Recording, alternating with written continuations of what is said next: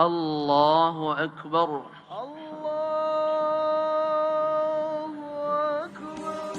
Sholat merupakan salah satu dari rukun Islam yang wajib untuk dilakukan oleh umat muslim. Bahkan keutamaan menunaikan ibadah sholat dikatakan sebagai pondasi agama. Dalam menjalankan sholat, tentu saja dibutuhkan syarat agar sah dan diterima oleh Sang Khalik. Salah satunya adalah penggunaan mukena pada wanita untuk menutupi aurat. Pemirsa asal muasal, mukena merupakan pakaian yang senantiasa dipakai oleh perempuan muslim Indonesia di waktu sholat. Selain sebagai salah satu syarat untuk menunaikan ibadah sholat, mukena juga menjadi salah satu jenis hantaran pernikahan yang biasanya dilakukan oleh mempelai pria kepada mempelai wanita. Di Indonesia sendiri, terdapat mukena yang dibanderol dengan harga yang cukup fantastis loh pemirsa. Seperti mukena yang dibuat oleh penyanyi asal Sukabumi, Syahrini, yang dibanderol dengan harga mencapai 5 juta rupiah. Mukena ini menjadi mahal karena terbuat dari bahan berkualitas tinggi, serta memiliki brand tag yang terbuat dari emas 24 karat. Tidak hanya sampai di situ saja pemirsa, terdapat pula bros yang bertabur kristal Swarovski. Mukena yang Syahrini buat juga diklaim handmade alias dibuat dengan tangan. Selain Syahrini, rupanya ada juga mukena yang dijual dengan harga 4,5 juta rupiah. Mukena ini dibuat oleh Dian Sastrowardoyo dengan merek Villadira. Mukena ini nampak seperti gaun pengantin dengan bahan tules sutra premium dan aksen rendra, bordir, serta payet, membuat harga mukena ini dibanderol dengan harga yang tinggi. Namun, tahukah Anda bagaimana mukena bisa menjadi pakaian sholat wanita muslim di Indonesia? Untuk itu, asal muasal akan mengajak Anda menelusuri jejak sejarah di balik mukena beserta dengan perlengkapan sholat lainnya dalam jelajah waktu dan cerita.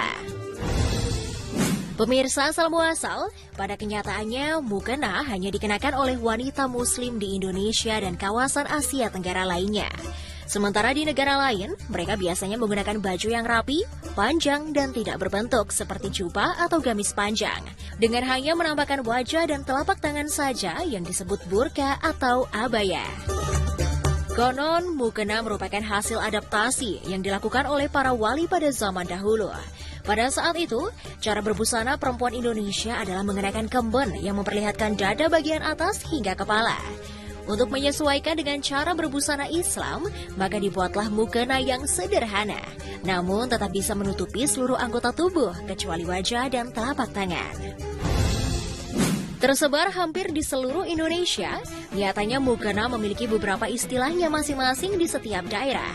Di Jawa, mukena biasa disebut dengan rukuh, sedangkan Minangkabau menyebutnya dengan tilakuang, dan beberapa orang Melayu menyebutnya telekung.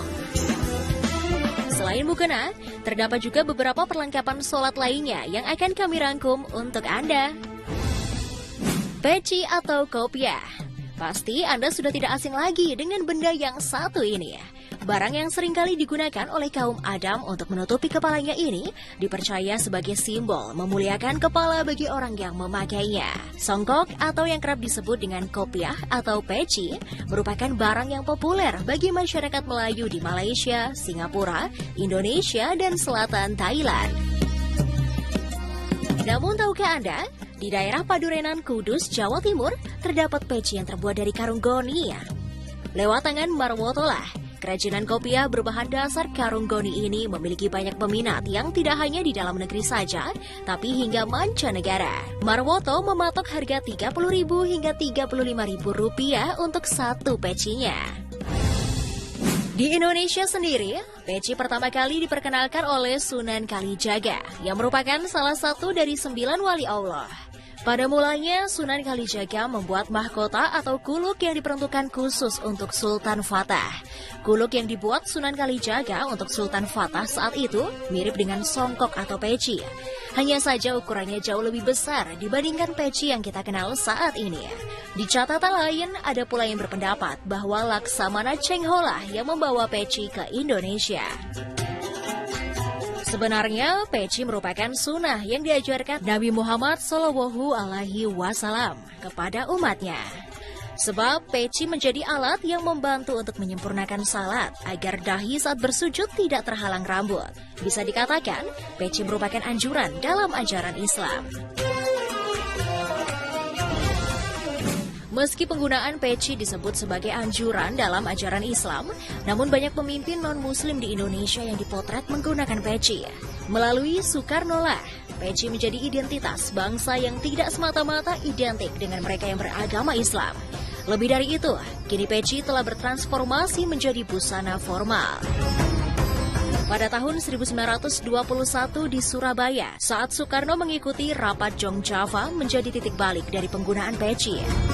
Dalam buku Bung Karno Penyambung Lidah Rakyat Indonesia yang ditulis oleh Cindy Adams, Soekarno berkata, "Kita memerlukan sebuah simbol dari kepribadian Indonesia." Sebagai tokoh nasionalis, Soekarno berhasil menyebarkan citra peci sebagai identitas bangsa.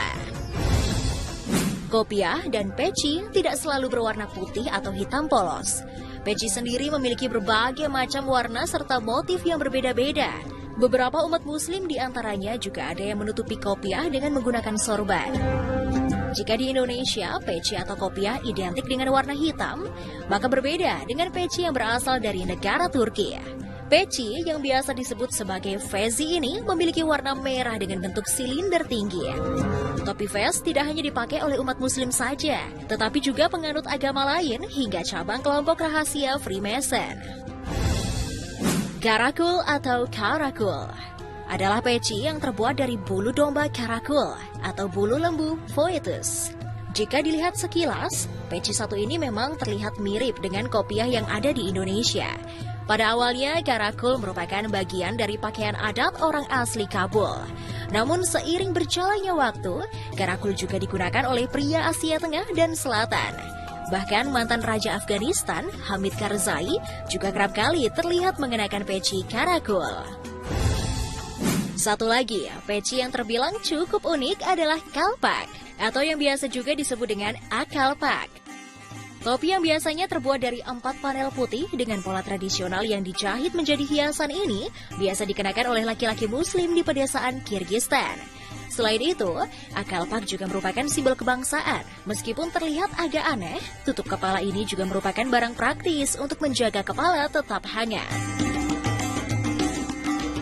Terdapat juga sebuah tradisi yang dipatuhi saat memakai kalpak oleh orang-orang Kirgiz. Seperti tidak boleh membunuh, tidak boleh diletakkan di atas tanah, dan kalpak harus diletakkan di sebelah kepala saat malam hari. Pemirsa asal muasal, hampir seluruh umat muslim di berbagai negara melakukan ibadah dengan menggunakan alas atau yang biasa kita sebut dengan sajadah. Sajadah sendiri digunakan sebagai alas agar terhindar dari najis. Pada zaman Nabi Muhammad SAW, biasanya orang-orang menggunakan pelepah pisang sebagai sajadah. Lalu seiring berjalannya waktu, sajadah terus berevolusi hingga tampilan sajadah memiliki desain yang umumnya tampak seperti sebuah pintu ke surga. Namun pemirsa, ada satu benda unik milik pahlawan nasional Tuanku Imam Bonjol, yakni sajadah yang berasal dari batu.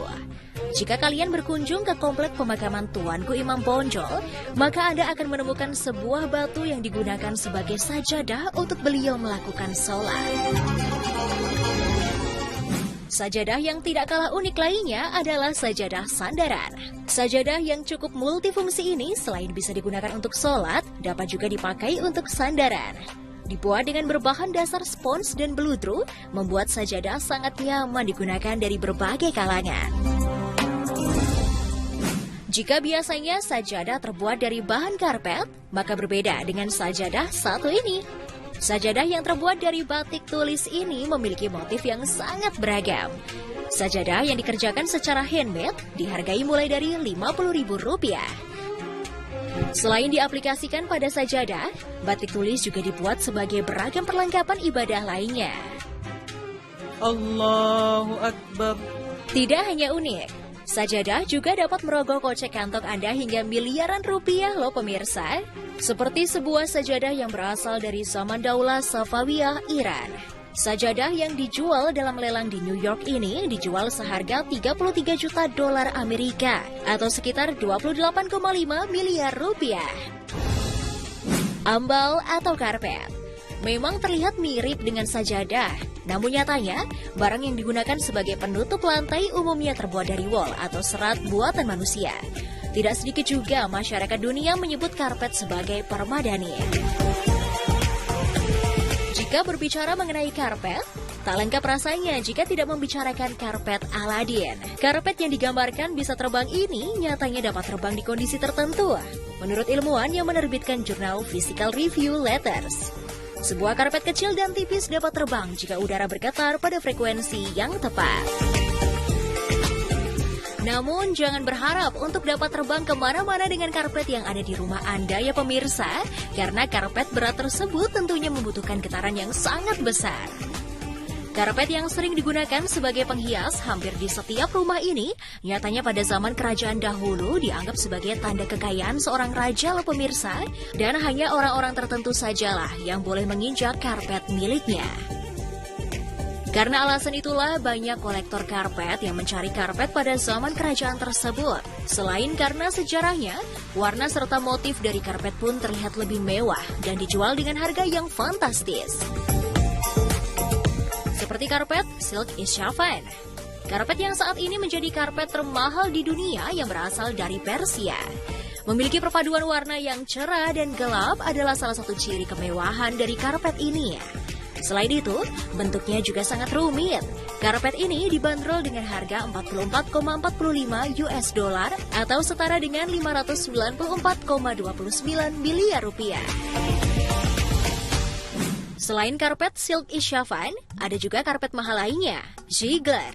Menjadi salah satu karpet tertua yang memiliki nilai sangat tinggi ya. Karpet yang terbuat dari warna serta motif simetris ini dijual dengan harga 2,27 miliar rupiah. Karpet termahal di dunia lainnya juga memiliki simbol-simbol yang unik. Menjadi salah satu karpet tertua, karpet Oshak dibuat dengan warna yang cukup jarang digunakan. Konon, karpet tersebut juga dipercaya memiliki rahasia dari simbol-simbol yang terdapat di dalam karpet tersebut. Namun pemirsa, di balik keindahan karpet